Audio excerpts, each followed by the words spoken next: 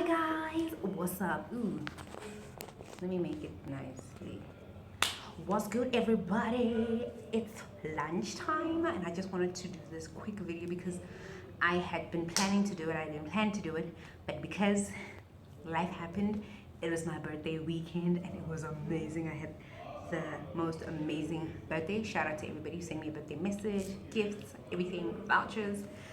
I mean, it's still my birthday month, so keep them coming. Okay, I'm gonna just close my door a little bit because they're hoovering in the next office, and the director that side is quite loud, as you guys can hear him. Okie dokes. Okay, so as per the title of the video, I'm going to be talking about the drafting of a will or having a valid will. Okay, you guys might be asking, Mabuda, why? Why are we like a Libra? Guys, you know, we need to face the fact that eventually, one day, we are going to be with our Maker in Jesus' name, amen. And another thing that another reason why I wanted to talk about wills is because, I think in the first week of October, it's going to be Wills Week, and you can actually get a free will from a practicing attorney because of the Wills Week. So before you go to, I'm just thinking before Wills Week, this video should be out so that you guys can understand the necessity of having a will, why you should get a will, who can get a will, the requirements of having a will. So without wasting any more time, let us get into the will because it is my lunchtime.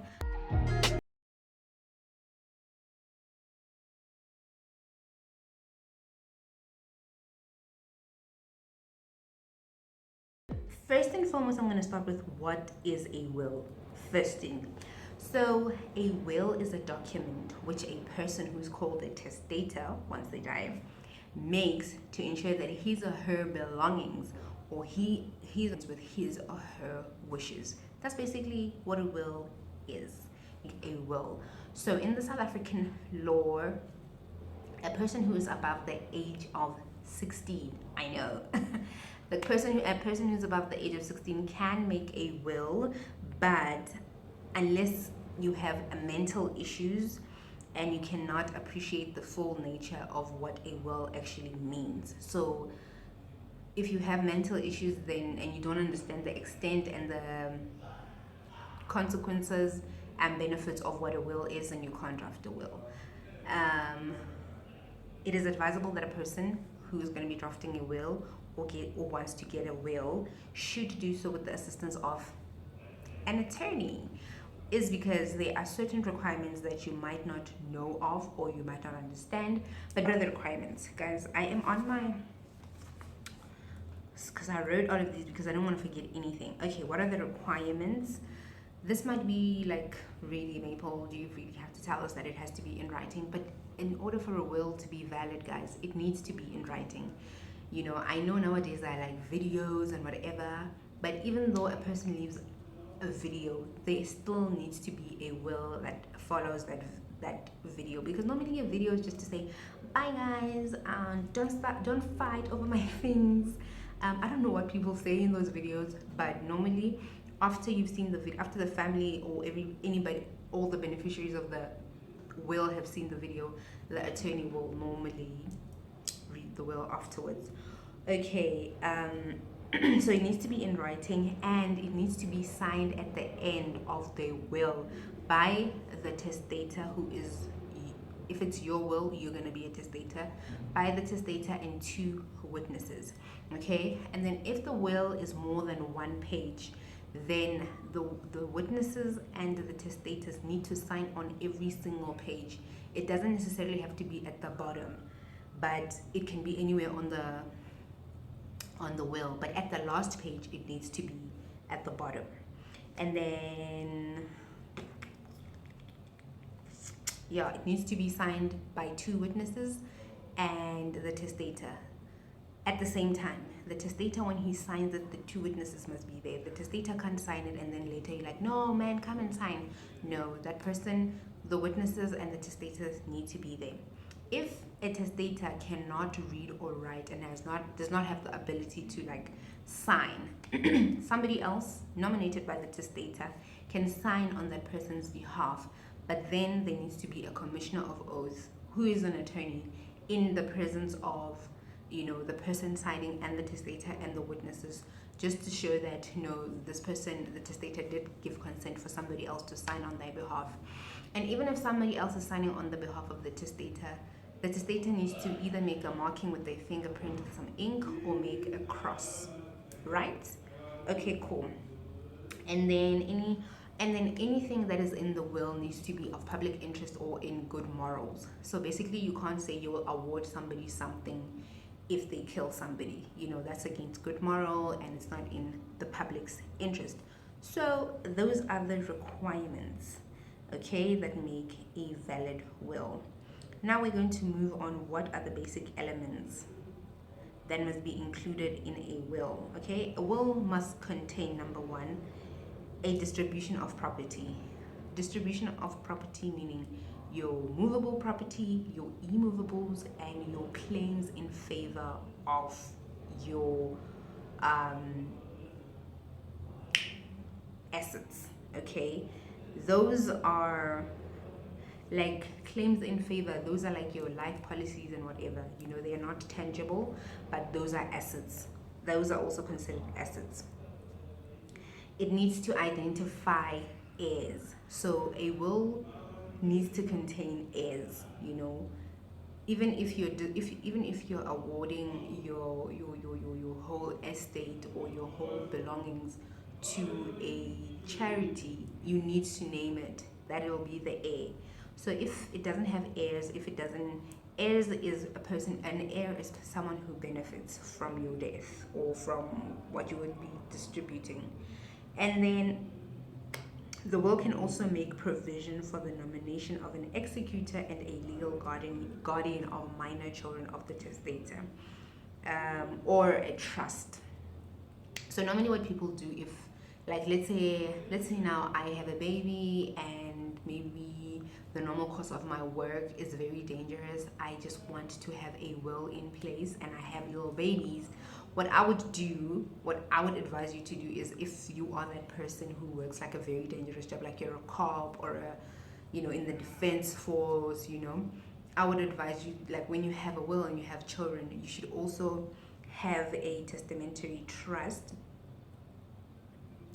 And yeah, you must have a trust so that when you die, that money is going to go into your trust that's going to benefit your children, that's going to take them to schools. Obviously, you'll name all those conditions that, my children must go to school, they'll get the rest of their money once they've graduated, or once they're done with matric, they can get what the money that they, because people do make provisions like that. Like, if you don't graduate, you can't get money that is meant for you.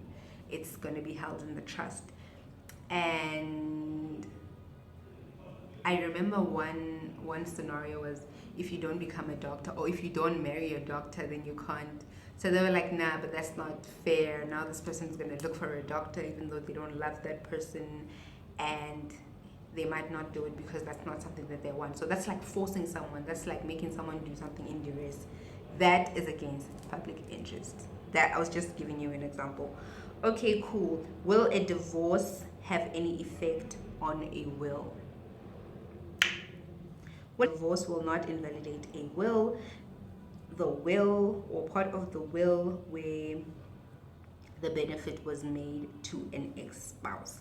The law provides that if a testator dies within 3 months after the divorce, it will be assumed that his or her ex-spouse died before him.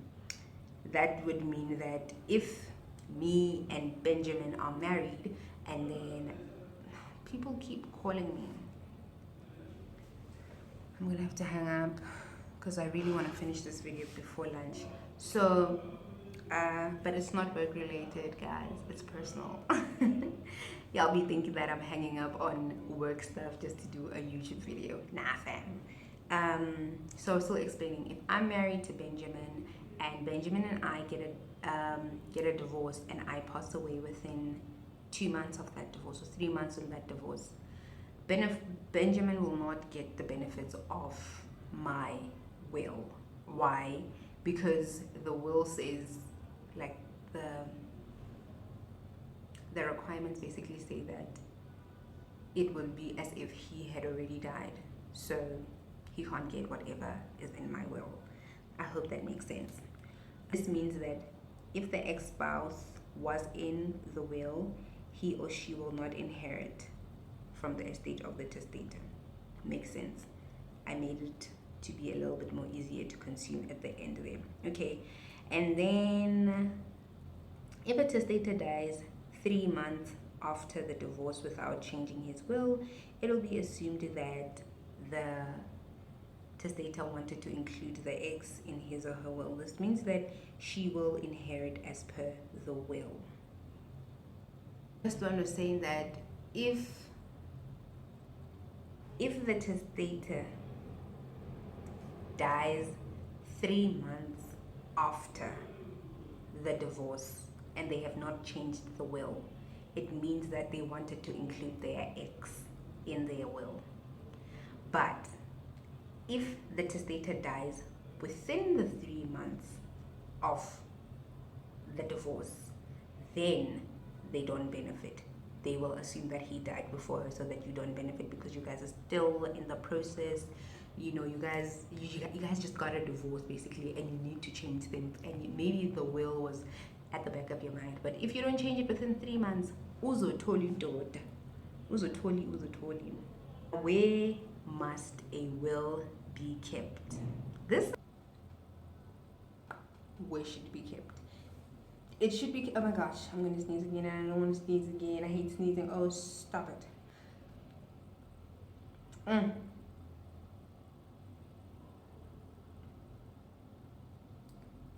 Yeah. So, you need to keep it in a safe place, and you need to keep it in a place where it will be easy to reach after you have passed away. And you need to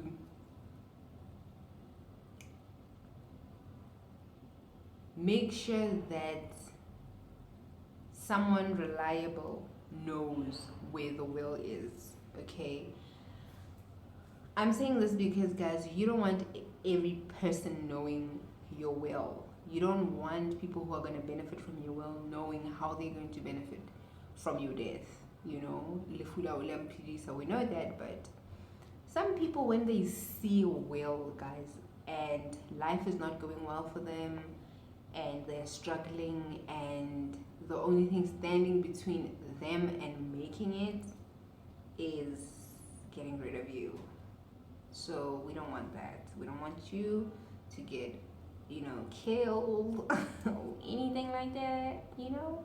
So I would suggest that you keep it with your attorney, and tell a friend who might not have benefits from it, because I mean, your friend needs to understand that you got a family, you know, unless you don't, you know. Let your friend know that, friend, if I pass away, these are my attorney's contact details. Let him or her know that I've passed on, and that they need to come read the will, and you know what I mean?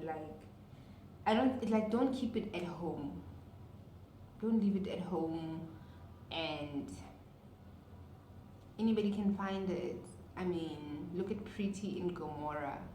There's a program called Gomorrah on Mzansi Magic 161. She found her mom's will, and she realized that her mom left her sister something that she thought she was gonna have, and she went crazy. She thought that the sister was bewitching the mother, you know, and the mom had her reasons, you know. And so that's basically it, guys. I hope this video was informative. I hope this video gave you what you needed.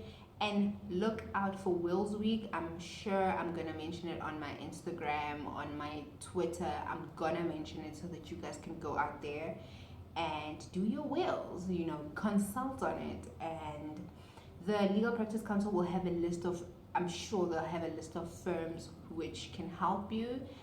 And once again, it is free. Mahala. I hope you guys enjoyed this video. It was nice doing it. It took a little bit long. This is actually knockoff time for me. Well, it was knockoff time like 45 minutes ago, but I had to do some stuff. So this is the third part, me completing it. But for you guys, it's just one seamless video. Guys, Peace out, A-Town. I want to go home. I want to relax. I really wanted to go to Polokwane, but I'll go home next weekend. Go Heritage. Love you guys. Don't forget to subscribe. Don't forget to comment. Don't forget to just engage here and on all my other social media platforms. And let's have fun. From to you, it's love, peace, and happiness. Bye, guys.